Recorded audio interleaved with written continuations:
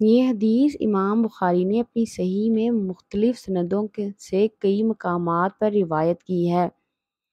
صحیحین کے علاوہ یہ حدیث سنن ابن داؤد، جامع ترمذی، سنن نسائی، سنن ابن ماجہ، مسند احمد، سنن دارقطنی، صحیح ابن حبان، مصنف عبدالرزاق، سنن بہقی، معجم اوسط طبرانی اور دیگر کتب حدیث میں بھی مروی ہے۔ صحیحین سمیت تمام دیگر کتب میں یہ روایت ہر کتاب میں ملتی ہے۔ صحیحین سمیت دیگر تمام کتب میں یہ روایت ایک سے زیادہ مقامات میں بیان کی گئی ہے۔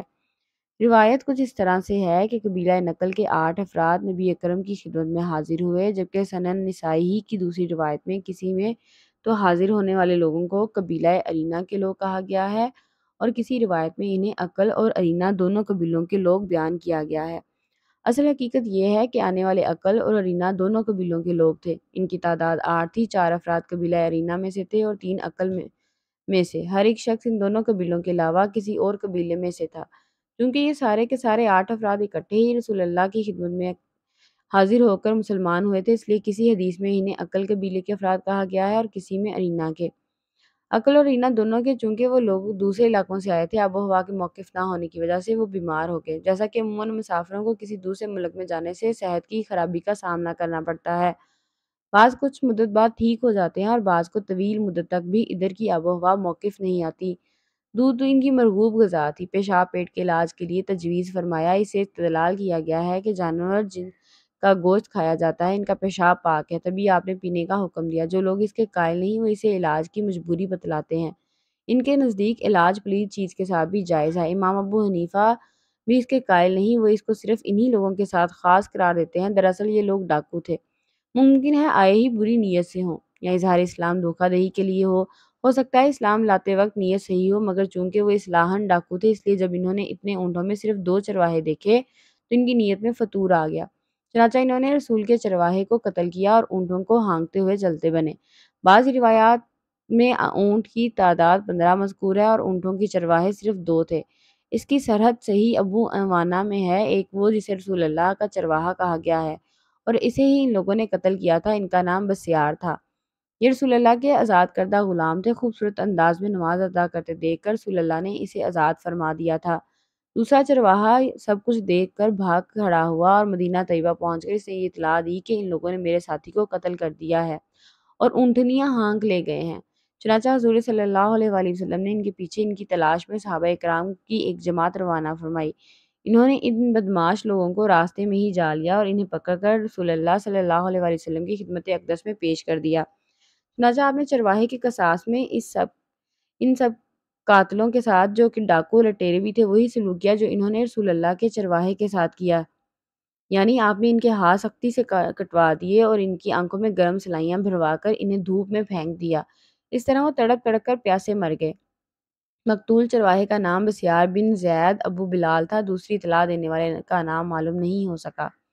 اس حدیث کے بیان کرنے والے اکثر راویوں کا اتفاق ہے کہ مقتول صرف نبی کا چرواہا تھا، اس کے ساتھ دوسرا کوئی چرواہا قتل نہیں ہوا۔ آپ نے ان کو یہ سخت سزا بلا وجہ نہیں دی بلکہ ان کے جرائم ایک سے زیادہ تھے۔ اسلام سے مرتد ہو گئے چرواہے کو قتل کیا، صرف قتل ہی پر اکتفا نہیں کیا بلکہ اس کے ہاتھ پاؤں کاٹے، آنکھوں میں سلائیاں بھریں، پھر اس بے گناہ کو بھوکا پیاسا دھوپ میں گرم پتھروں پر پھینک دیا اور خون نچڑ نچڑ کر وہ اللہ کو پیارا ہو گیا۔ اونٹ اور دیگر سامان لوٹ کر لے گئے۔ اللہ کے رسول نے جو ان کو سزا دی وہ تو صرف چرواہے کے ساتھ سلوک کا بدلہ تھا، بلکہ جرائم کی سزائیں اس کے تحت ہی آ گئیں۔ جو مجرم جرم کرتے وقت ترس نہ کھائے تو قصاص لیتے وقت اس پر بھی ترس نہیں کھانا چاہیے، ورنہ جرائم نہ رک سکیں گے۔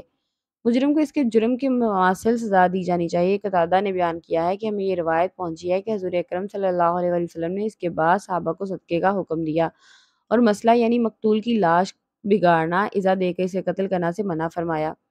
حافظ ابن قیم نے بھی اس حدیث کے حوالے سے اپنی کتاب زاد المعاد میں لکھا ہے کہ اونٹنی کے تازہ دودھ اور پیشاب کو ملا کر پینا بہت سے امراض کے لیے شافی دعا ہے۔ عقل اور ارینہ کے لوگوں میں جو بیماری تھی اسے موجودہ طبی سائنس میں پلیورل افیوژن کہا جاتا ہے۔ یہ انتہائی موذی مرض ہے۔ پلیورل افیوژن اسٹیرائڈز کے مریضوں کو بے حس کر کے پسلیوں کے درمیان آپریشن کر کے سوراخ کیا جاتا ہے۔ اس سوراخ سے پھیپھڑوں میں چیسٹ ٹیوب داخل کی جاتی ہے اور اس ٹیوب کے ذریعے سے مریض کے پھیپھڑوں کا پانی آہستہ آہستہ خارج ہوتا ہے۔ اس عمل کا دورانیہ 6 سے 8 ہفتے ہے۔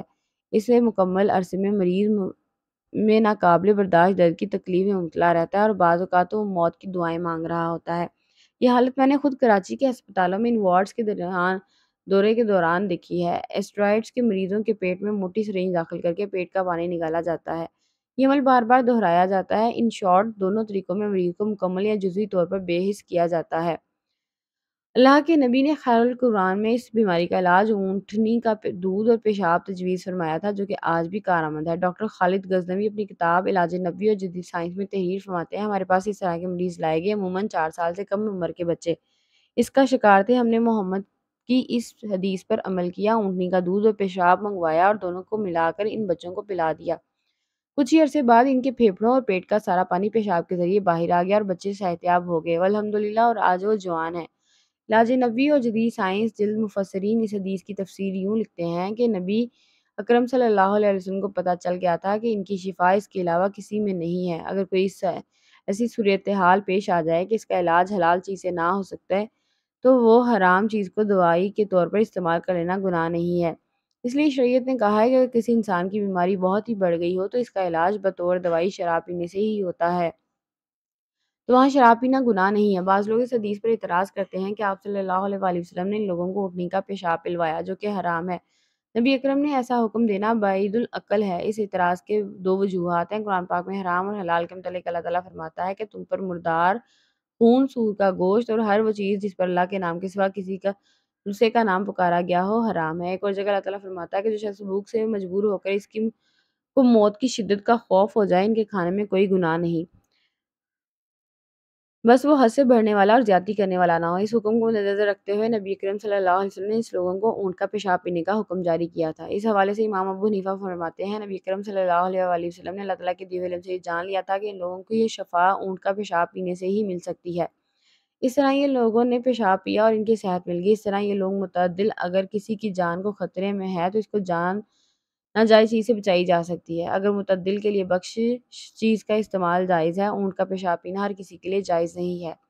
صحیح حدیث میں ہے کہ آپ نے حضرت ابو حنیفہ کی بیوی کو حکم دیا تھا کہ حضرت ابو حنیفہ کے غلام حضرت سالف کو دودھ پلا دے، جس سے دونوں کے درمیان حرمت ثابت ہو جائے۔ یہاں تک کہ قرآن اور حدیث کی روشنی میں امت مسلمان کا اتفاق ہے 2 سال کے بعد دودھ پلانے سے حرمت ثابت نہ ہوگی، یعنی ماں بیٹے کا رشتہ نہیں بن سکتا، مگر یہ خصوصی طور پر واقعہ تھا۔ اس طرح اونٹنی کے دودھ اور پیشاب والا واقعہ بھی خصوصی واقعہ ہے، ہر عام آدمی کے لیے یہ حکم نہیں ہے۔ کچھ اس حدیث کو ہندوؤں کی گائے کا پیشاب پینے کو ترجیح دیتے ہیں، بلکہ ان کا گائے کا پیشاب پینا اس کے نزدیک مقدس ہے، نہ کسی خاص بیماری کی وجہ سے وہ پیتے ہیں۔ اسلام میں تو نہ اونٹ کو مقدس جانور سمجھا جاتا ہے اور نہ اس کے پیشاب کو بابرکت سمجھ کر اس کے پیشاب کو چیزوں پر چھڑکا جاتا ہے۔